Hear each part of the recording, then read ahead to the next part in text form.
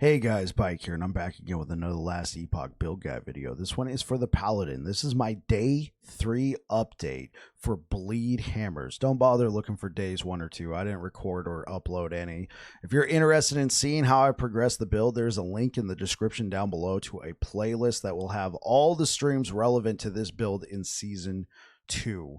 So before we go any further, the gameplay that you are watching is Corruption 300. Thank you very much. So I want to say that I am not finished with this build. I am still looking for a few key pieces. I'm probably going to spend another week with this build. So if you want to see a final version of the build, you can either check out my Theory Crafted Planner, link in the description down below, or wait a week.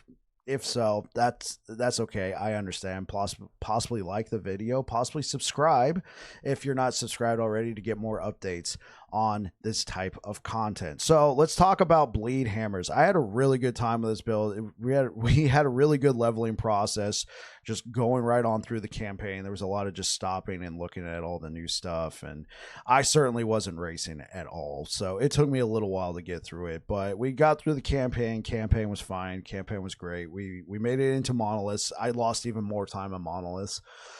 Just, answering questions, exploring tombs and cemeteries, and just like all the visuals in this game is just insane, man. Like, I was just being taken aback by everything. It was a truly stunning experience. So it took me a while to get through Monos.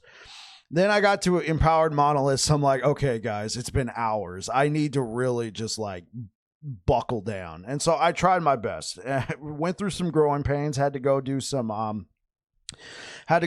prophecies, but for the most part, survivability was there, damage was there. Finally got a bleeding heart, that sort of thing, just to try and keep myself alive. And we did it. We made it. We killed Aberoth. We killed 10 out of 10 Harbingers. I still need several pieces of gear. I need a new pair of gloves. I need to salt the wound. Right now I'm using a pair of atrophies.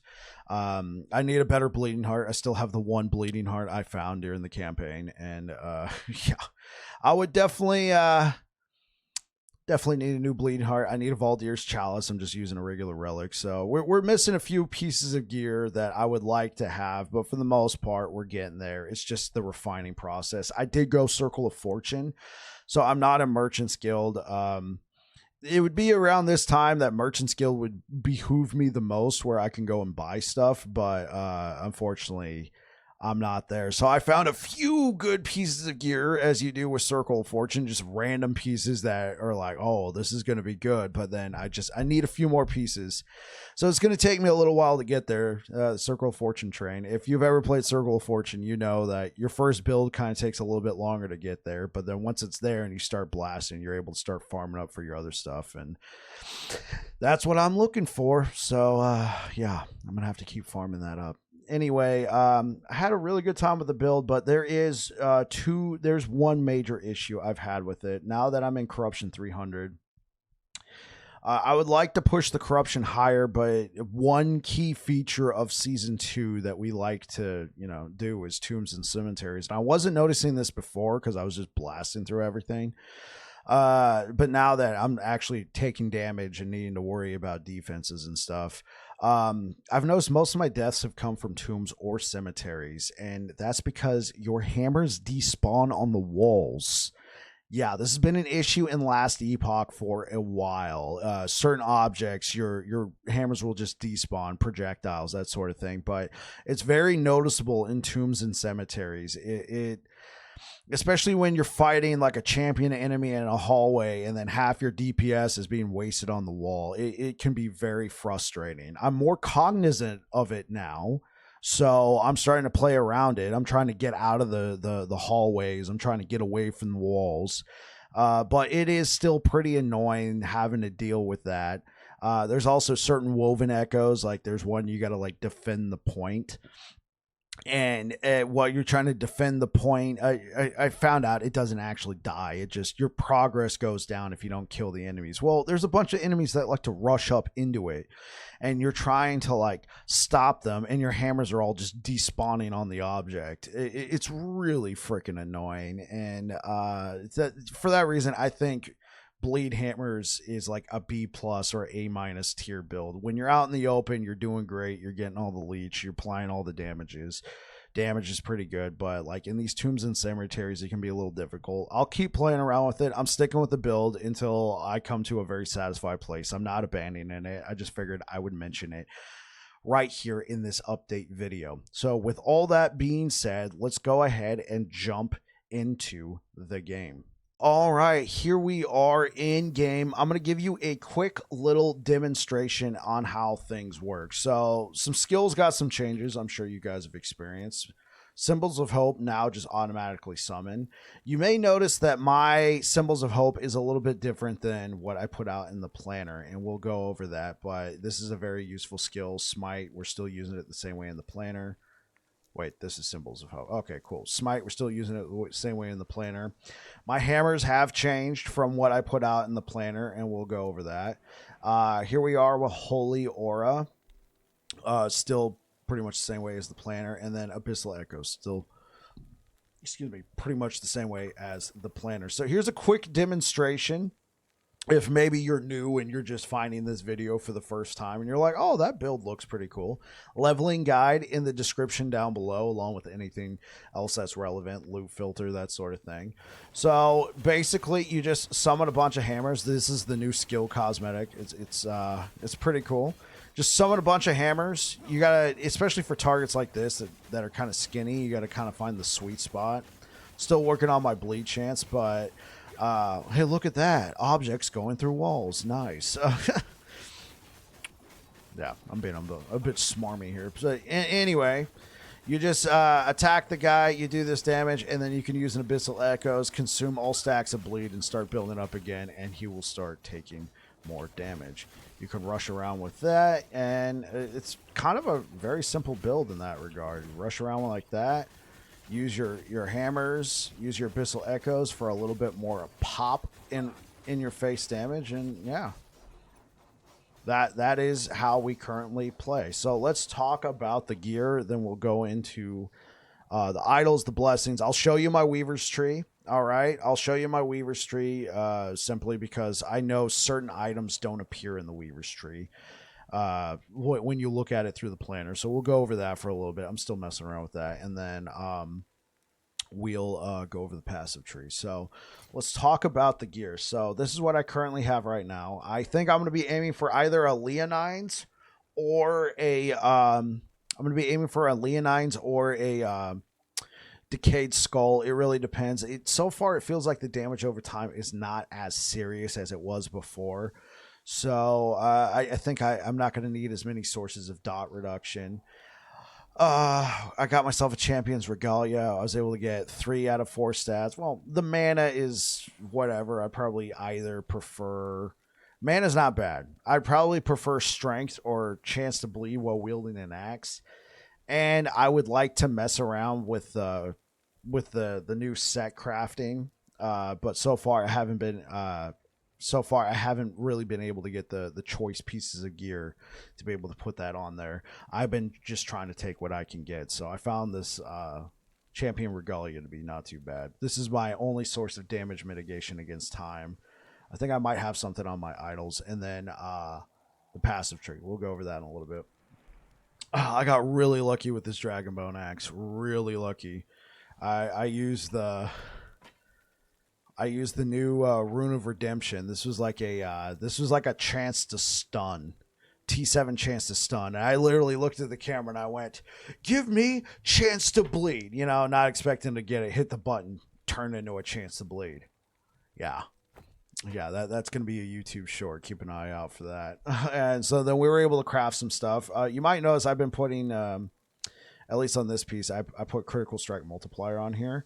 That's because eventually I know I will be getting Assault the Wound. You know, I just gotta, you know, bring it into existence. I gotta will it into existence. Until then, I'm using Atrophy. But that's why I'm putting Critical Strike Multiplier on my gear. If you didn't know, Assault the Wound converts a portion of your added Critical Strike multiplier into physical pen. It does a lot of damage. It's very nice.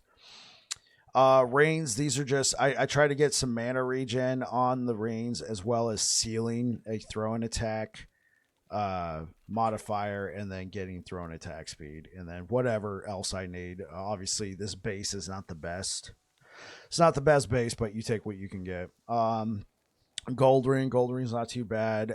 This one we don't have mana regen, but we have increased damage over time. Nice little damage increase. Spider silk belt. I love this base. I was able to put health, mana regen, and we were able to seal the cleanse. I need everything on this belt right now. If you look at my resistances and I take it off, boom. I'm not doing too bad. I might be able to live without it, but if I take this off, like, you kind of see where I'm going with that, right? Eventually, I'm going to want to move past this shield, so the belt is doing a lot for me in that regard. Let's go ahead and put that back on. So, let's talk about the shield since I already clicked on it. This is the Cradle of the Erased. I got super lucky with the fact that it gave me T7 block chance on here. I was also able to get endurance. Excuse me.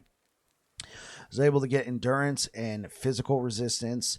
It's also a max 11% block chance per stack of Aegis. If you didn't know, with these Cradle of the Erased, you get 4 stacks of golden Aegis. When you have golden Aegis, you get 11% block chance, and then you also get block effectiveness per 1% total uncapped resistance. So I'm overcapped on my resistances a lot, and it's given me a decent amount of block effectiveness. So this has been a very cheap way to get some, get some defenses. Eventually, though, I probably going to want to move past Cradle of the Erase and go for something else. Like I've been trying to use Flayer's Pride. This was last season's shield of choice, and I think it could still be good in this season, but it really I need more defenses to support it. If you saw my cycle 1.1 character sheet, you would know that I was able to make up for a lot of deficiencies by taking the block chance and block effectiveness on my reins. I don't have any of that anywhere on here. If I can get that, it will make Flayer's Pride a lot better. But ultimately, though, I think what I'm really going to be shooting for is the Majasa shield. I don't have it yet, but I think that's going to be best in slot because I've been able to do damage and everything just fine without Flayer's Pride. I do miss it. I mean, especially this one, we got a 90% chance to bleed and 27% physical pen. I think I even got a better one. So I would like to use this. I just need more defenses before I can get there. Bleeding Heart for right now is best in slot, though this goes back to I need more stuff to support it. We do have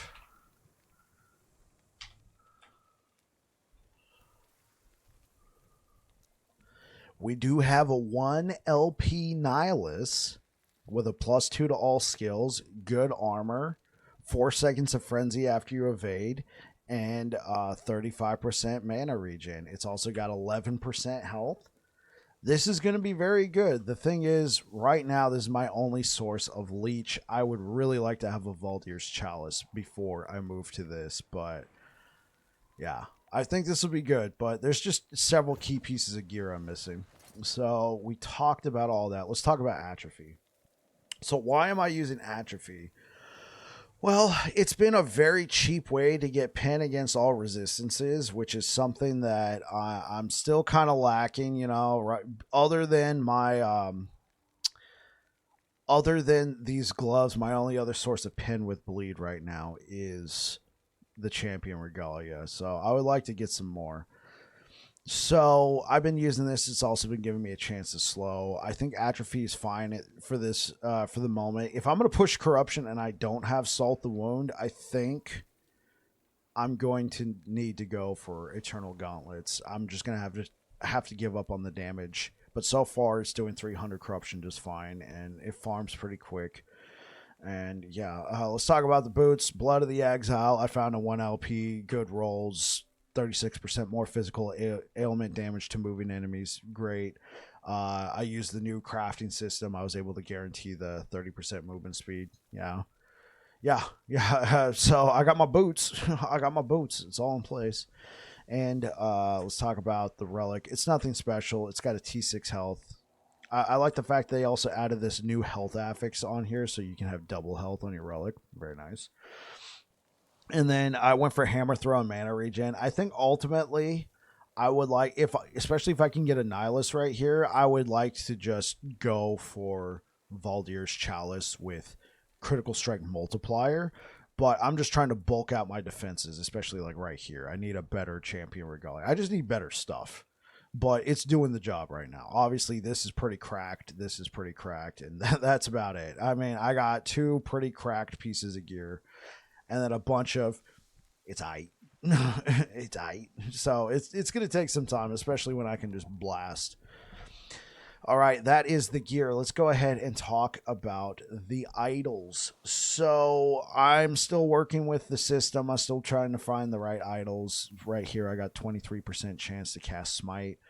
That's your most important affix when it comes to these big bird adorned Rye idols. What I've been trying to put on here is just critical strike multiplier, just knowing that I'm going to be moving towards that. Unfortunately, I'm working with the idol crafting system. I think it's good. I think it's really good. Some of these affixes are nuts. There's no point in using regular idols anymore. I mean, this is just straight up bonuses to it. I'm just trying to... I like the fact you can reroll idols. I don't like, there's just so much RNG involved, but it's fine. They allow you to reroll as many times as you want. I was able to get a T7 critical strike multiplier on here, so I'm probably not going to reroll this idol. I'm just trying to get as much crit strike multi as possible, because I know once I get Salt the Wound, it'll be juicy.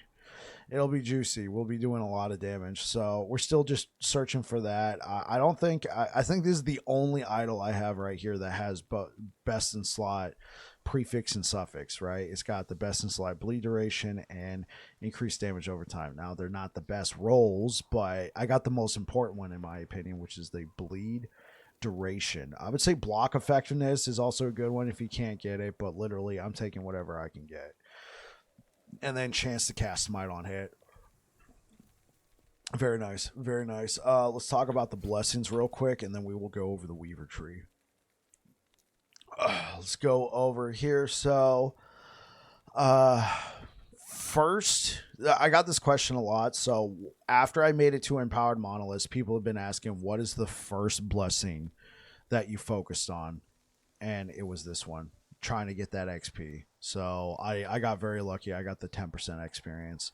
After that, I say the most important ones to work on would be these 3 right here. And you don't even necessarily have to do it in that order in terms of like getting your harbingers.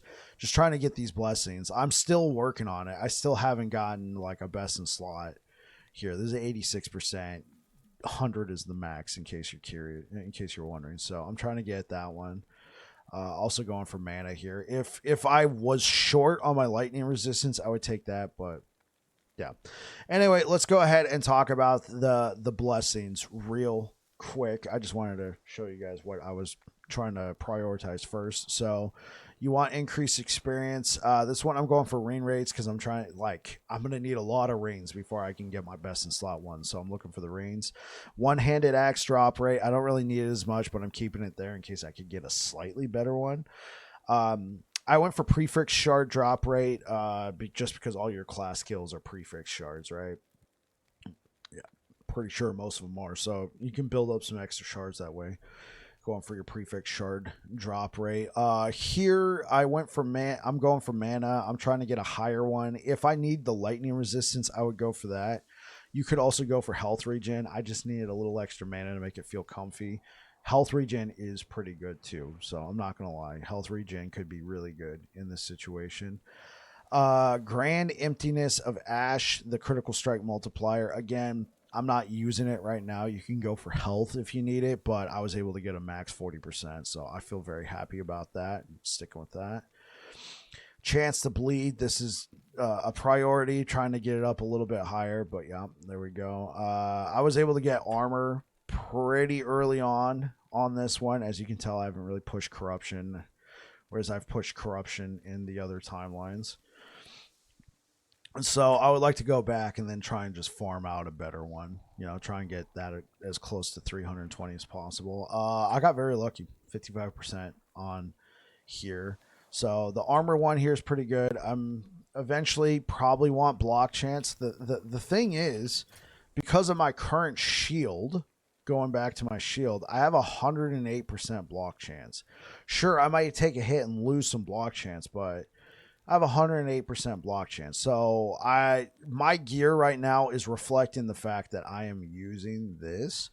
So my blessing choices, if that makes sense, are reflecting that as well. Once I move away from that shield, you're going to be most likely going for the block chance, block effectiveness. Since I have the block chance and my block effectiveness is not too bad, I'm just sticking with this. But eventually I'll move on. Probably when I have a Leonides or some other armor source. And then the last ruin. I hate this timeline. I have not been back, as you can tell. As you guys can tell, look, everything else has a nice little placard for what corruption I'm at. There's none here. I haven't been back. This is the level 90 timeline that I do, and for my first harbinger, and then I just don't go back. Eventually, I will. I'll probably try and get some class specific shard drop rate or something. Anyway, yep, that is the blessings. Let's go ahead and look at the Weaver tree. All right, so I've just been kind of poking around. So one thing that I did early on is I went for Woven Fortunes. So, trying to make more champions spawn and get them to drop a pile of Woven Echoes, I think is pretty cool. So I actually got a bunch of Woven Echoes. Let's go ahead and take a look. Like, I got a bunch, like a lot. I haven't even done all of them yet, right? I've just been building up my Woven Echoes. Look, I even have Uber Aberoth. Ooh. So, I'm just building this up and stuff. I think this is good. I've seen a lot of people go over here and just hide everything except experience, at least when it comes to leveling. That might end up being the way. Just hide everything except experience and beacons. That might just end up being the way to go when it comes to these rewards. But I just been trying to get more champions to spawn and get that sort of thing. I haven't really followed anybody else's stuff. Like I said, I've looked at what other people have done, but I haven't really followed what they've been doing, except I think Dread mentioned get these imprints as soon as possible. So after I got these imprints, I put these axes and stuff in there, and I'm trying to find better regalia, that sort of stuff. But yeah, the imprints are worth it. It's totally worth it. I'm pretty sure my axe dropped as an imprint, and it had the T7 chance to stun, and then I was able to craft on it. Working on trying to get these champion regalias. And then, yeah, I've just been collecting Woven Echoes. Eventually, I would probably move away from this and maybe go over here to just refine what I am doing. Trying to pick up some extra exalted item drop chance. Essentially just making the champions, trying to spawn as many champions as possible, make them drop more exalted items, trying to spawn some more cemeteries and stuff like that. I'm at 36 out of 50 points. So yeah, because I've just been getting all these Woven Echoes and doing them. And just messing around with it. I wanted to show you guys real quick. Obviously, you can see this in the planner, but for some reason, the planner doesn't show you what you've imprinted. So I just wanted to show you guys right here. Okay, let's go ahead and talk about the skills. So when it comes to hammer throw, ultimately, even during leveling, I found... Well, not during leveling. When I respect out of Raye's Legacy and Guardian Zeal, because I didn't need the Ignite anymore, I actually put the points into Force of Impact. Okay. So in my planners, I went for Rapid Throw because this is what I had tested. This is what I knew would work. You can put 6 points into Ballista. You can get your mana on Hammer Throw really low. You can put extra points into Rapid Throw. But I speculated that this Force of Impact might be the way in that video. And the answer is yes, it's the way. To make Bleed Hammers feel better, this is the way. It helps just killing all your other stuff. The thing is, you're going to have to juggle All right, I've got a lot of mana regen on my gear right now. Eventually, I might not be able to do that, so I might have to take a point out of a hammer vortex. Right, you make the this causes your hammers to stop following you around. If that's the case, right now I'm at 21 levels to hammer throw. If I was at 20 right now, this would be at 4, and then you would have everything else. But if I was to take a point out right now, look, our hammer throw is 5. You could take a point out of hammer vortex, put it into ballista, and then your hammer throw, -4 would go down to 1, and then you put a point into ballista, and then it would be 0. So your hammer throw wouldn't cost anything, and you probably wouldn't have to focus on as much mana regen. So that might be a play. I personally just like the hammers following you around. But I'm not gonna lie. You remove this point here. Your damage doesn't go down, right? Your damage doesn't go down. You just, And yes, I know I'll have to go level that again. Your damage doesn't go down, but it's just, it's a different way of playing. I've done this before. I've done this multiple times for hammer builds where I really I'm juicing it, particularly this when I'm taking void hammers. Particularly when I take void hammers, that's when I typically don't take hammer vortex. It's just you don't have as many points, you're not able to put it into ballista. So that is an alternate way to play. So moving on to Smite. Smite is set up the exact way I have it in the planner. You go up here, you get the attack speed. You go down here, you take these 2 nodes right here, right? You make Smite do a lot of damage, and then Smite is just giving us more attack speed, and then giving us another way to proc more bleed hits. Go over here to Symbols of Hope. So cool thing about Symbols of Hope, you don't have to cast it. It doesn't burn any extra mana. These are fine. So I follow the same thing, mana regen per symbol, empowering symbols. We do more damage per symbol. Enduring Hope, cooldown recovery speed, tetragram, we grab 1. Mediation, points and sign of the Guardian. You grab all this stuff. One thing, I thought the way symbols work, I thought if we didn't put 3 points into Holy Revelation, it would be a very hard time to not maintain 4 symbols. So I put 3 points into Holy Revelation. Now that I've actually played it, we're able to maintain 4. The only time this comes up is when you press Q. It takes longer for all 4 symbols to come back, but as you can see, it's been a couple seconds. It comes back fine. So I have not been putting points into Holy Revelation. That would be for a different build. Maybe you're trying to get the cooldown on this low enough, and you're trying to take Polygram, and you got so many points into here. You're using the rain, and you're trying to go for all that stuff. But for right now, symbols works just fine. So I put all points into iron symbols to give us more endurance threshold. We're at 1,134. So yeah, it is going very well. Let's go back to the skills. So I'm overcapped on the elemental resistance.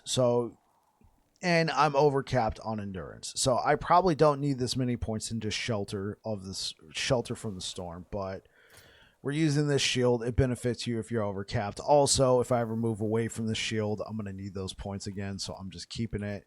Quick spoiler, we're going to jump ahead to Defiance. So, endurance threshold per 2% uncapped elemental resistance. You see what I mean?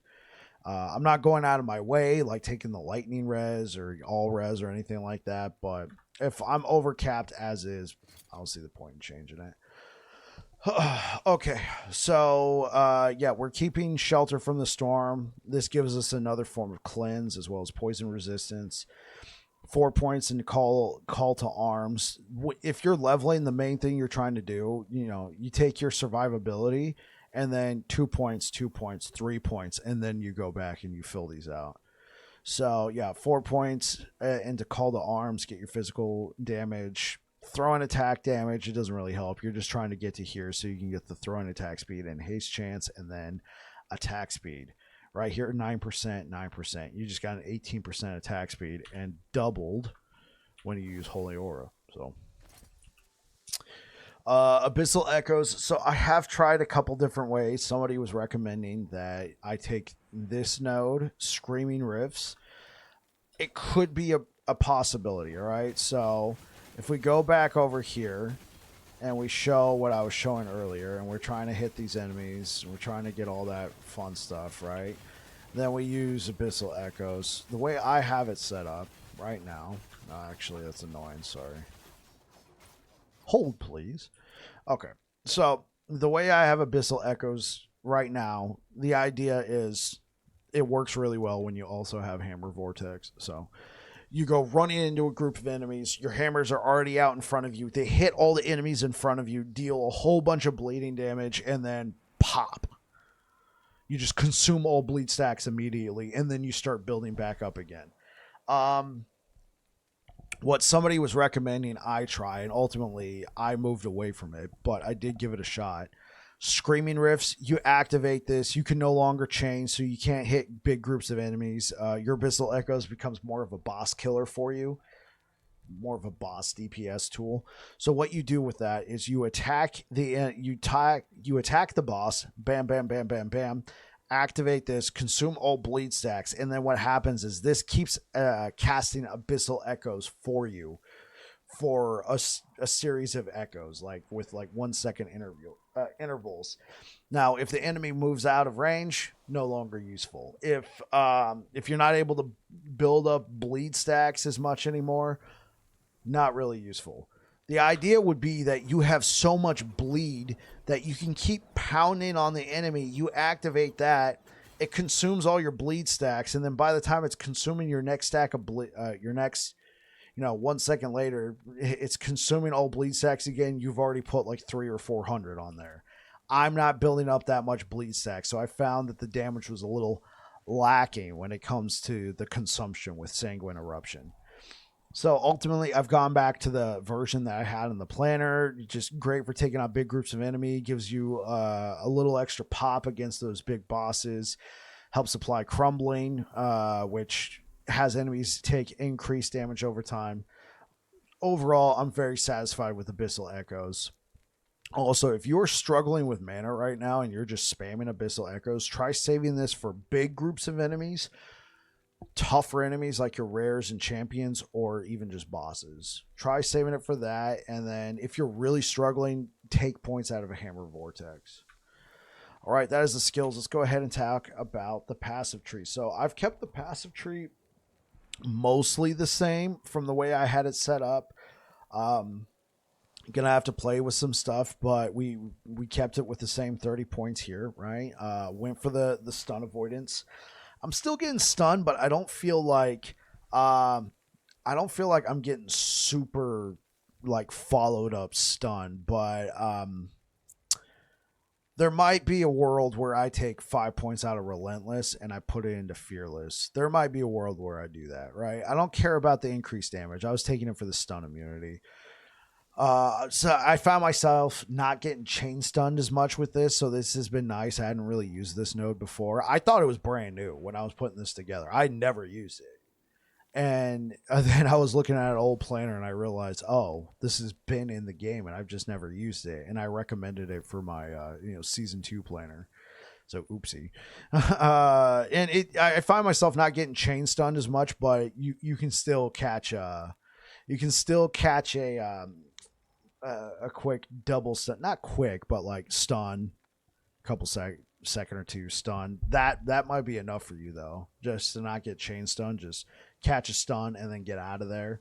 Hopefully, I've been finding it somewhat useful, but I do see a world where I take 5 points out, put it into Fearless. You get the increased health regen and you get the vitality.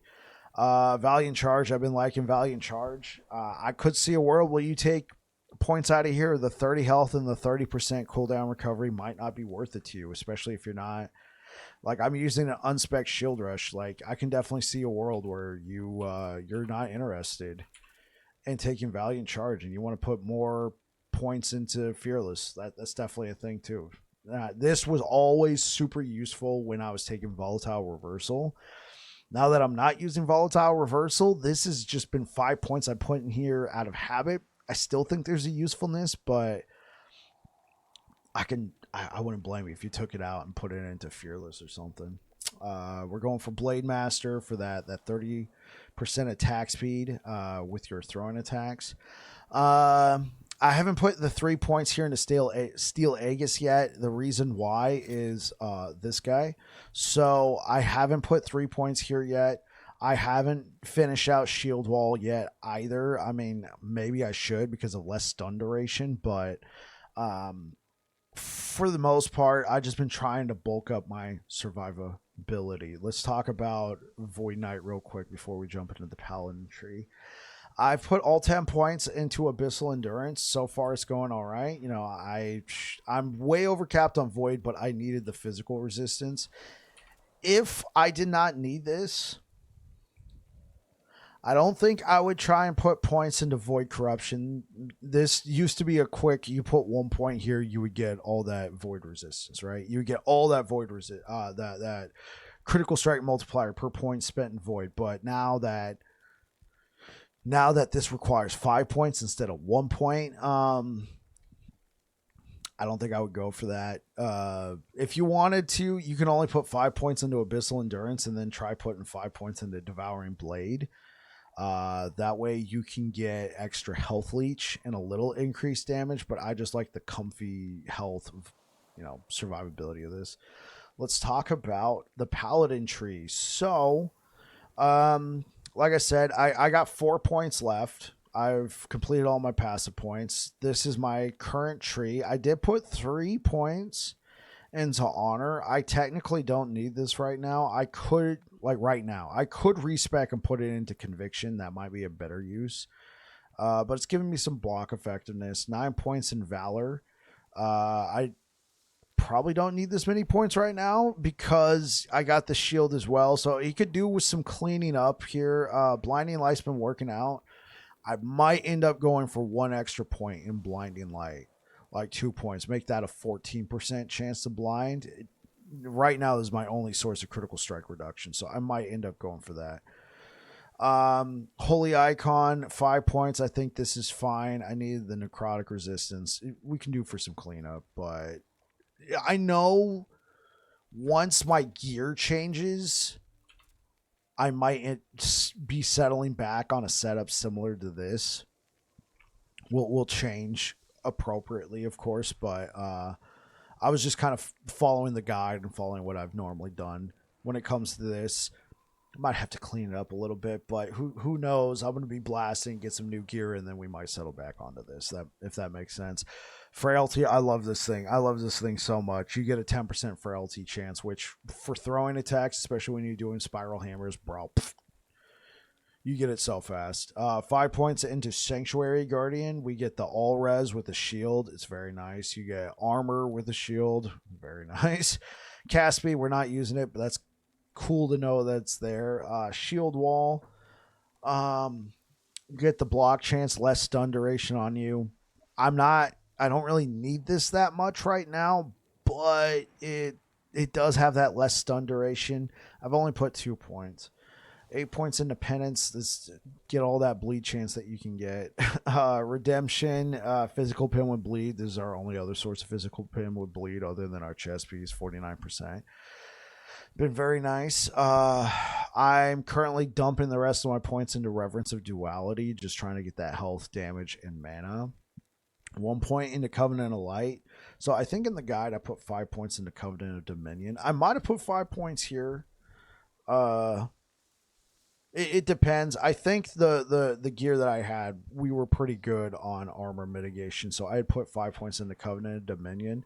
But since I'm leveling, I don't have a lot of pieces of gear. I'm going for Covenant of Protection, increased armor, and armor mitigation also applying to dots. This and Champion Regalia are my only source of dot mitigation right now. And we'll see how it goes. So yeah, overall, the build has been going very well. It's a fast farmer. I have a great time with it, and I'm looking forward to just blasting this build for like another week. I will be going back to work on Monday. Today is Sunday, the day I'm recording it. So when you are watching this video today, I will be going live at 6 p.m. Pacific, back to my normal schedule. So I won't have as much time to play, but I'll be trying to blast this game as much as possible. Thank you guys for being here. I really appreciate it. Anyway, you guys take care. Peace out.